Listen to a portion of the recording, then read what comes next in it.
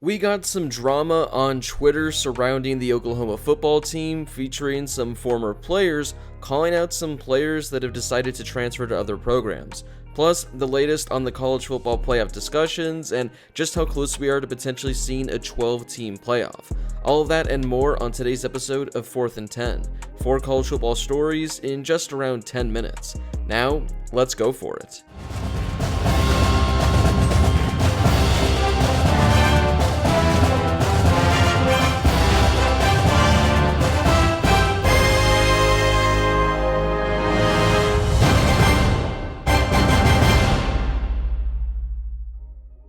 Before we get to today's video, make sure to smash that subscribe button and turn on those notifications if you're new to my channel. If you're watching this video, odds are you're a college football fan, and odds are you aren't subscribed to my channel, so make sure to join the best college football community here on YouTube.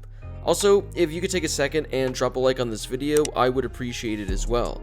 It helps the algorithm of the video and helps share it with more college football fans. Alright, we're going to start off with this Twitter drama currently going on between a few Oklahoma players. This all started when Nik Bonitto tweeted out his displeasure with players entering the transfer portal and going to certain schools. Here's what he said on Twitter just a few days ago. Some of these kids talking down on the coaches all season, now they want to join them at USC, bunch of clowns, Oklahoma don't need them. Now this was tweeted I believe shortly after Mario Williams announced that he'd be transferring to USC after spending last season with Oklahoma. Now there are also a lot of rumors surrounding Caleb Williams potentially going to USC as well. Now Bonitto wasn't the only one that took to Twitter. Tulane transfer defensive tackle Jeffrey Johnson, who recently joined Oklahoma, added a quote tweet in response to Bonitto's tweet. He quoted Bill Parcells saying, "Losers assemble in small groups and complain. Winners assemble as a team and find ways to win." So although Jeffrey Johnson wasn't even at Oklahoma last season, and he's not even going to be teammates with Nik Bonitto, he's pretty much already calling out the players that have decided to transfer to different programs. Which seems like a bold move considering, 1, you're transferring as well, and 2, you weren't even at the program last year. Meanwhile, things didn't even stop there. Latrell McCutcheon, who's currently in the transfer portal and was at Oklahoma last season, also took to Twitter. Anybody shooting slugs and taking shots can easily hit my number and say what they gotta say. We'll keep it PG-13 here. MF Internet Thugs. He also had another tweet but took it down, but thanks to screenshots, we got you guys covered. Oh, and one more thing. All you Oklahoma fans can unfollow me with all this annoying ass crying y'all are doing. I owe y'all nothing. So, I don't know necessarily why Latrell McCutcheon's coming in with this, but clearly, he's not a fan favorite with Sooners fans. Finally, to put an end to the Twitter saga, we had Bob Stoops, who coached Oklahoma for one game this past season, chime in and give his thoughts. He didn't say much, but he did provide us with this emoji. So yeah, there's a bunch of unnecessary drama going down on Twitter between all these players, and it just seems pretty pointless to me. Nowadays in college football, everyone wants to transfer, and I don't know necessarily why you can fault them for wanting to leave the program. But I guess this all started because Nik Bonitto had a problem with Mario Williams going to USC, because I guess he was talking down about Lincoln Riley all season, and now he wants to go back and play for him. That's the only thing that can make any sort of sense in regards to this whole debacle, but even if that's the case, who really cares? I think this whole thing is stupid, but hey, anytime we get Twitter drama featuring players for unnecessary reasons, I think it's fantastic. I'm not certain if there's other players from Oklahoma or players that left Oklahoma that chimed in and gave their thoughts. These are the only ones that I can find. So if there are any other players that tweeted surrounding this drama, let me know in the comment section down below if we missed anything. Our next topic surrounds the college football playoff, potentially expanding to 12 teams, and just where we're currently at in regards to that potentially happening. ACC Commissioner Jim Phillips detailed his conference's opposition to the playoff expansion during a call with the media last week. And he had some pretty interesting comments. To the ACC, we don't have a college football playoff problem. We have a college football and collegiate athletics NCAA problem. We don't feel this is the right time to expand. it doesn't foreclose in the future about having an expanded playoff. Phillips went on to say that he's got overwhelming support from all the coaches in the ACC and said that this isn't the right time for expansion. There were playoff expansion talks that took place on the date of the national championship, but things broke down in their meeting in Indianapolis. Big 12 Commissioner Bob Bowlesby and SEC Commissioner Greg Sankey were upset at the result after months and months of meetings, as they were among the 4-person subcommittee that proposed a 12-team playoff all the way back in June. Here's what Greg Sankey said last week. "I've genuinely never assumed this would be a rubber stamp. I also know when issues are identified, there has to be resolved to work to solutions. If we can't do it, we can't do it. I don't know if anybody has noticed, but the SEC is doing very well in the current system. I'm more than willing to continue forward with 4 teams." So currently, since every year there's 1 or 2 SEC teams, they seem to be in no rush to expand the college football playoff, unless they want 4 or 5 SEC teams in the 12-team format. The current 12-team playoff that was proposed would create at least the possibility of a 17-game season for national championship game participants. The current maximum in a 4-team bracket is 15 games. Early on though, commissioners modeled the average 12-team participant as playing less than an average of 1 extra game per season. Jim Phillips used Clemson as an example, as they've played in multiple national championships over the last few years, and 15 games was likely too much for them.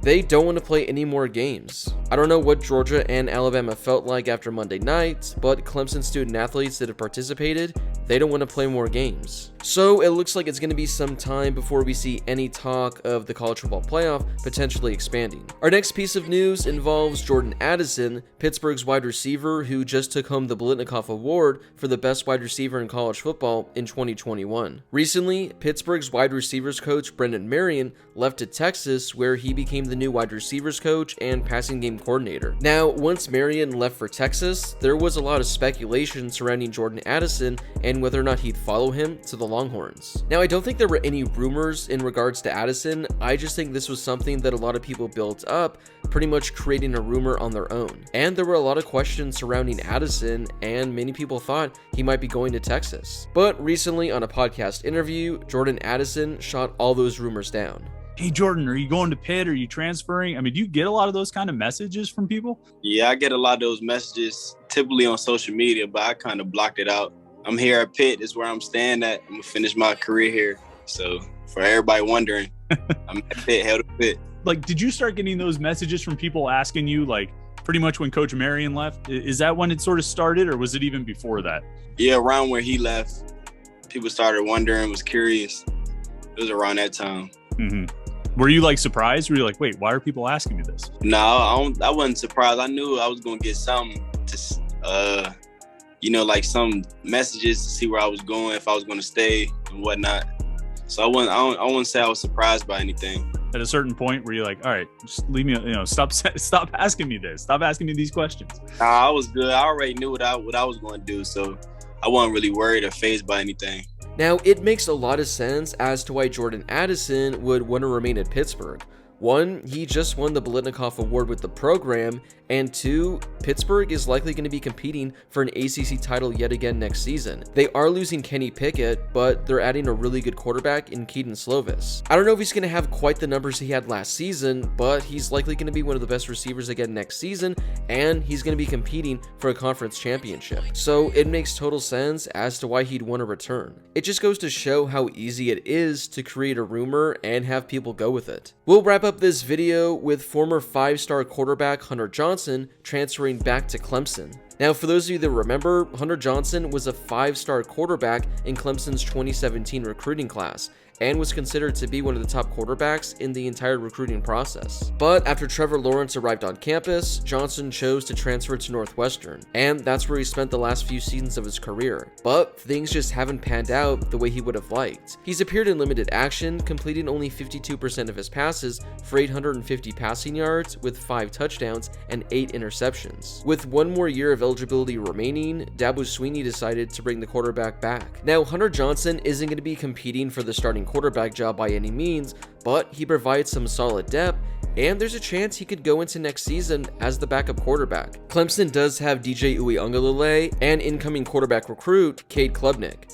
Now, a lot of people think that Klubnik is going to give DJ a run for his money, and let's say he ends up winning the starting job, there's a solid chance that Uiagalelei might transfer out, meaning Hunter Johnson all of a sudden becomes Clemson's backup quarterback. I'm not saying that situation's going to happen, but it's definitely something to keep an eye on. Now, the crazy thing is, this is Clemson's first edition in the transfer portal. Dabo Swinney has long avoided adding transfers and has been vocal in his frustrations about being asked repeatedly why he didn't use the portal to add depth. Now, this story is actually pretty cool because Hunter Johnson said he was initially planning to apply to Clemson's MBA program and had approached Dabo Swinney about serving as a graduate assistant in 2022. It pretty much sounded like Hunter Johnson had played his last football snap and was fine with that.